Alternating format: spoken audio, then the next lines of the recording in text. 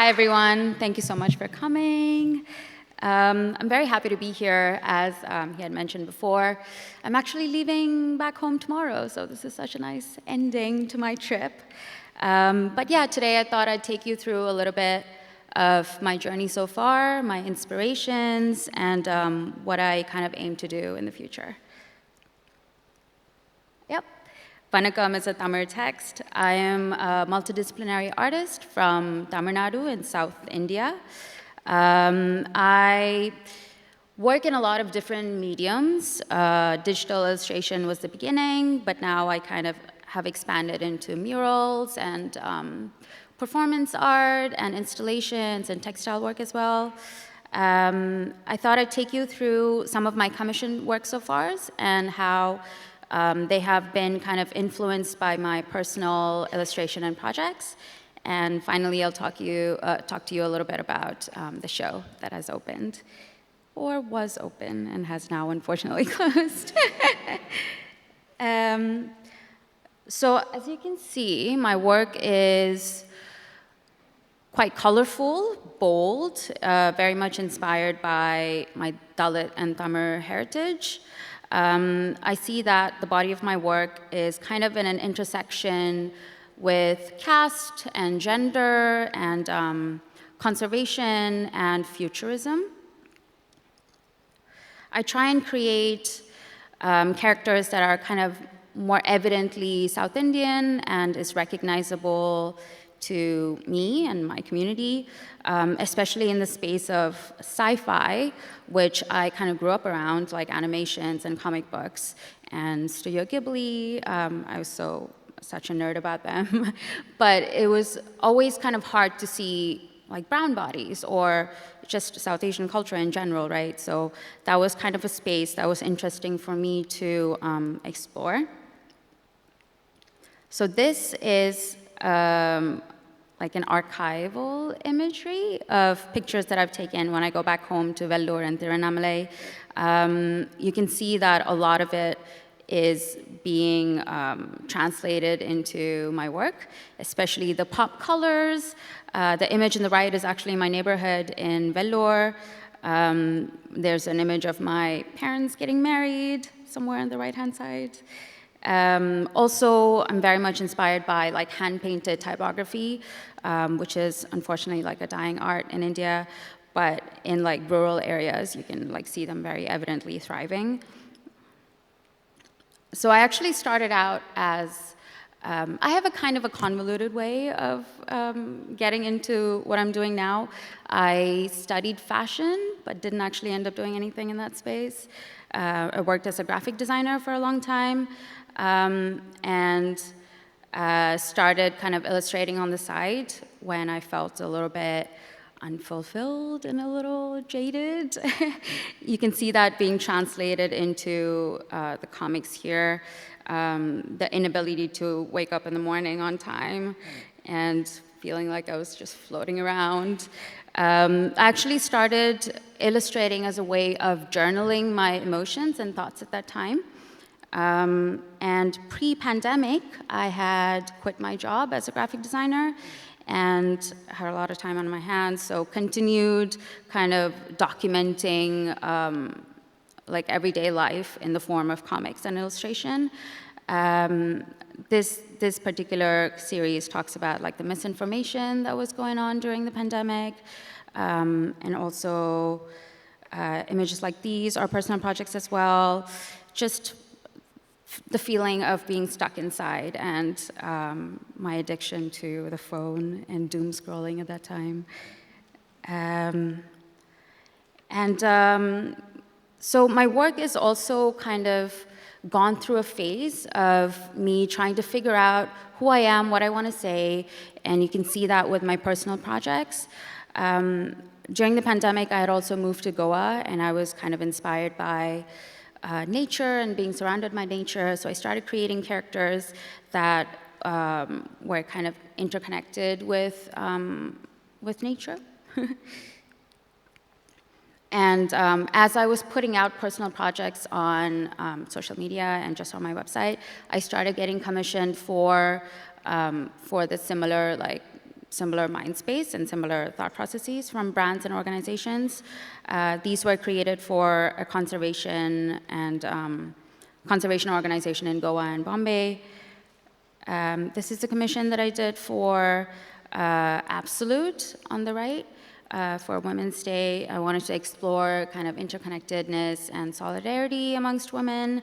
And this is about the time where I also try to kind of reinterpret Indian mythologies into a more contemporary context.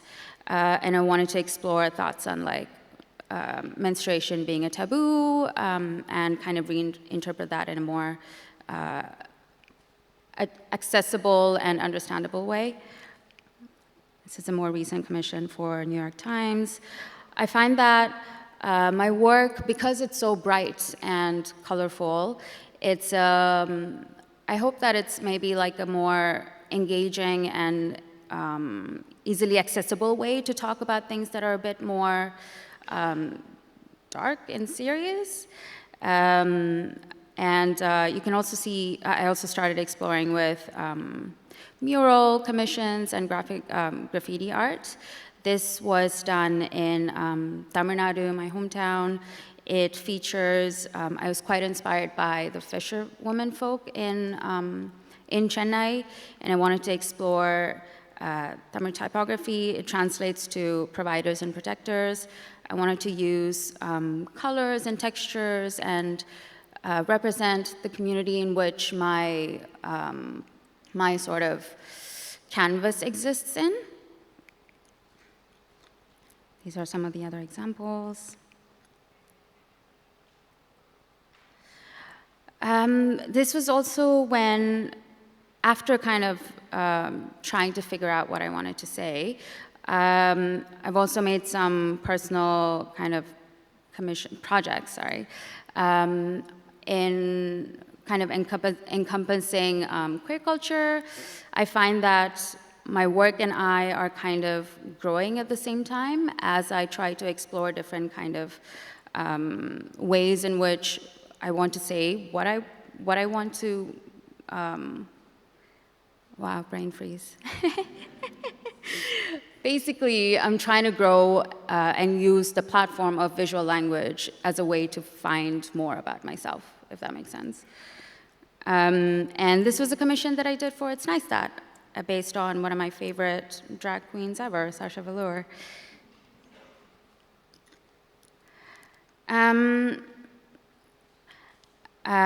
This is a series of commission that I did for an organization called ADI in the US. They work on policy making and try and see how different communities are affected by policies in different countries, right?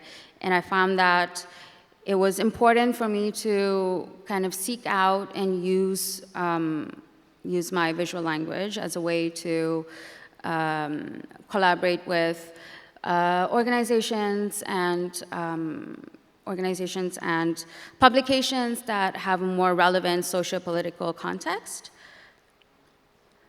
This was a series for a journalism organization in India called The Caravan.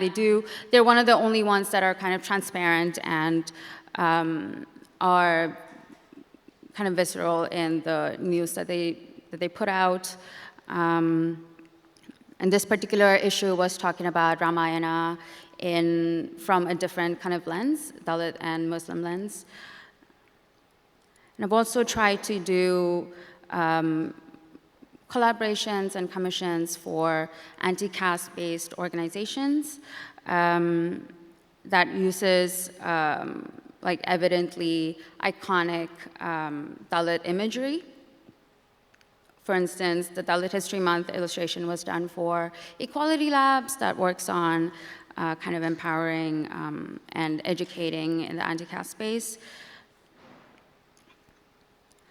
I've also started kind of exploring different mediums. I'm always interested in doing, just trying different things that are interesting. Oh, Yeah, sorry about my gigantic face on the side. But this was actually a collaboration with an organization in Singapore called Studio Objects. We essentially tried to find things that we have in common in Singapore culture and Tamil culture, essentially, mostly because there were lots of migrants that went from Tamil Nadu to Singapore. As you can see, we tried to find architecture and colors and patterns and try to make it a bit more immersive. Over the years, I've also wanted to kind of get back in touch with making things by hand. From a couple of years ago, I've been kind of sketching and making paintings, and it eventually kind of morphed into doing exhibition spaces that incorporated different mediums that I was exploring. Kupu is the most recent show that I did at Bonington Gallery. It's my first kind of UK institutional show. Kupu, the word itself translates to black in Tamil. I wanted to use, the show itself has many different mediums, including like drawings and paintings and textile work. I essentially wanted to create a universe that was inspired by speculative fiction and sci-fi and kind of reclaim Indian mythology. So historically, in like Indian mythology and scripture, there were always good guys and bad guys. And the bad guys were more often than not inspired by the lower caste people, which is the community that I belong to. So I wanted to use sci-fi and speculative fiction as a way in which you can kind of reinvent the past and connect the past and the present to imagine a more hopeful future. I was also very much inspired by Afrofuturism and how, like artists like Octavia Butler and many, many others, I love how they used tropes such as mutation and hybridity. And for me, it was a way in which it was a metaphor to kind of overcome the arbitrary structure that is the caste system in India. And by infusing it with sci-fi and speculative fiction, it was an interesting way to kind of imagine an empowered future. So the show itself just kind of combines the practice, all the different medium and practices that I've done so far. It was interesting to paint the walls themselves and put the paintings and textile work in them. It was a good way to kind of situate the audience into this portal that I wanted to create that kind of embodied equality and diversity and an anti-caste ethos, right? There are also certain specific kind of icons that are easily recognizable in the anti-caste space.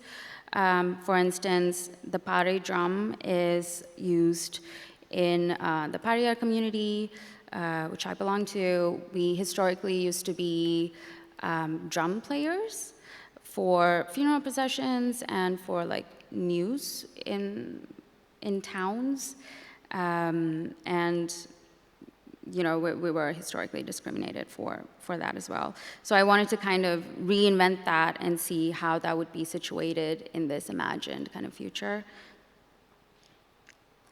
I also liked using, as I mentioned before, hybridity and mutation as a way to imagine new characters and create almost like an alternate archive and an alternate way of storytelling and narrative that could eventually be expanded into much more. These are some of the textile artworks. This is the show itself.